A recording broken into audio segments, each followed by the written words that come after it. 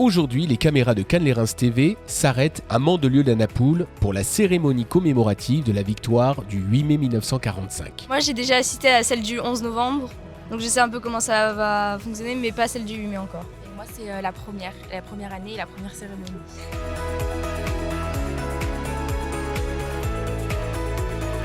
Ah, très important. Normalement, si on devrait faire ça déjà dans les écoles déjà. Que ce soit le devoir de mémoire, c'est la continuation de la vie de la France, de son histoire. Déjà hier, on a oublié l'Indochine. Dans les médias, on n'en a pas parlé. Heureusement qu'à Fréjus, il y a quand même un monument. On était quelques anciens. On a honoré tous ces soldats morts pour la France. Moi, je me suis engagé en 1975 et j'ai fini en 93. Donc j'ai commencé par les paracoloniaux, donc dans les bérets rouges. Et j'ai basculé à la Légion. Alors la Légion, j'ai fait le 2e REP, 13e demi-brigade de la Légion étrangère et le 1er REC. Et puis j'ai beaucoup voyagé, que ce soit en Afrique, Asie, Moyen-Orient. C'est vrai qu'on n'est plus beaucoup d'anciens à porter les drapeaux parce qu'il y a l'âge. Les jeunes maintenant qui sortent mettons, de la Légion, ils sortent qu'ils ont 35, 40 ans. Donc ils ont encore une activité derrière. Donc nous, on a quand même un avantage d'être en retraite. Et moi, je porte le drapeau parce que déjà, on n'est pas beaucoup, vous voyez, et qu'il faut continuer à prolonger notre histoire. Personnellement, notre association est pour conserver les traditions du patrimoine culturel provençal, en principe, français mais surtout provençal. Et donc on se fait un devoir déjà, moi, d'assister aux commémorations patriotiques parce que j'estime que c'est normal qu'on représente la Provence. Moi, mon père a fait la guerre 39-45. Il a fait donc je suis là aussi pour lui, pour mon grand-père des fois, il a fait 14-18, donc je suis là pour le 11 novembre. Et j'estime qu'on doit rendre hommage à tous ces gens qui se sont battus pour la France et que grâce à eux, on a une France maintenant française, on va dire.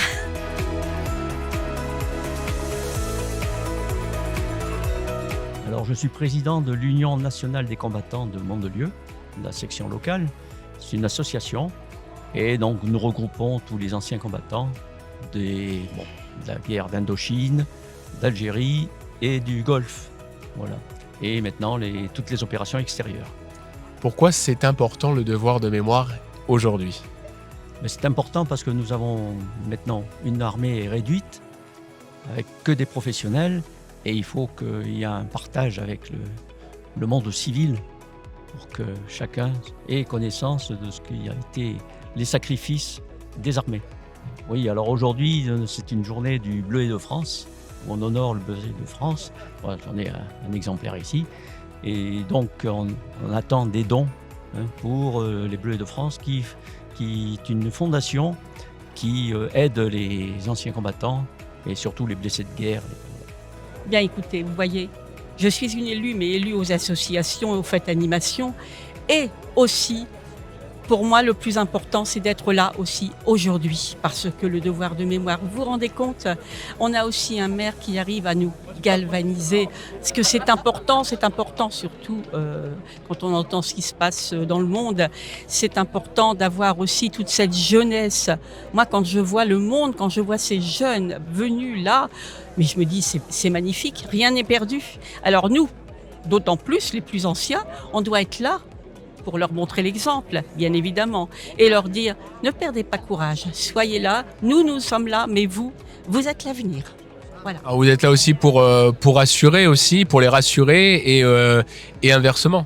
Oui, exactement, c'est ce que je vous disais. C'est inversement aussi, parce que de voir toute cette jeunesse, moi je me dis, et il y en a de plus en plus quand on fait nos commémorations, je trouve que c'est un bon exemple. On dit toujours la jeunesse, et la jeunesse, elle est là quand il faut.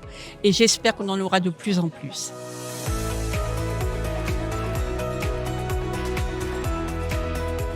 Nous avons tenu à être présents pour montrer que les jeunes générations, malgré tout, certaines parties d'entre elles du moins, ont ce devoir de mémoire en elles et viennent vivre ces instants auprès de la population pour montrer qu'elles sont présentes et capable de s'investir pour le futur de la nation. On espère toujours qu'on ait de plus en plus de jeunes qui viennent participer à nos formations que nous organisons en préparation militaire marine, entre autres celle de Cannes.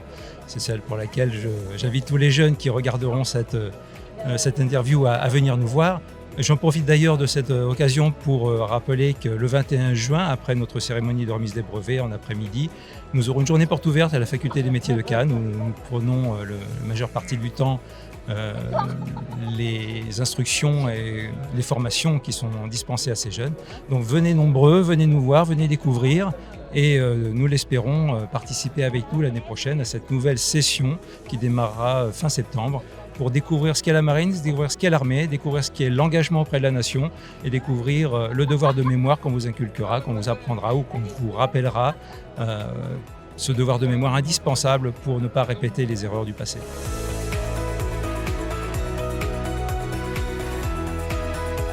Les 80 ans de la fin des combats en Europe ne sont pas juste une commémoration, c'est aussi un appel au réveil, au sursaut et de se rappeler ce qu'a coûté déjà les erreurs du passé, les erreurs de ne pas se battre, de ne pas combattre et de croire que tout est acquis. Et ce prix du sang qu'ont payé nos précédents doivent aujourd'hui servir d'exemple pour les futures générations. Je pense que c'est essentiel, effectivement, ça me fait chaud au cœur.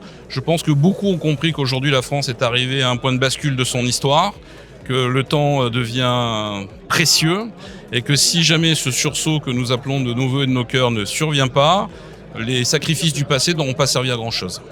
Alors le discours que vous avez fait tout à l'heure, la France pour vous, on sent que c'est ancré en vous, c'est très profond.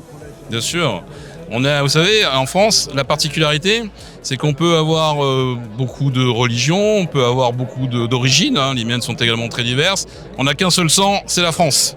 Et quand on a ce sang dans les veines, rien ne compte plus qu'elle. Et c'est pour ça qu'aujourd'hui, il est important de se battre, il est important de tout sacrifier, car si on perd ce qu'elle est, nous perdrons tout le reste.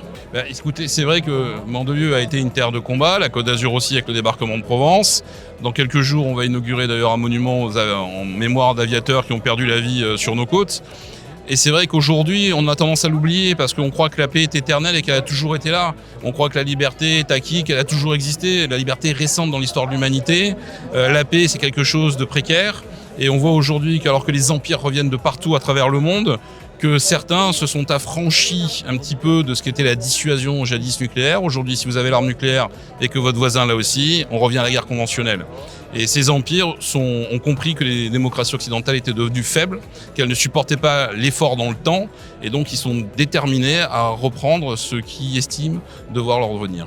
Et le message positif, c'est que la France est un pays extraordinaire, qui a des ressources considérables, qui ne demandent qu'à être libérées, et que le seul moyen de les libérer, c'est de s'emparer de notre avenir et de faire en sorte que la France renaisse. Et c'est ça, aujourd'hui, le message positif, c'est qu'on est sur le point d'y arriver. Aujourd'hui, tout est réuni, il y a une énorme envie, on va devoir sortir d'un système, et je pense que très clairement, on est sur le point de le faire.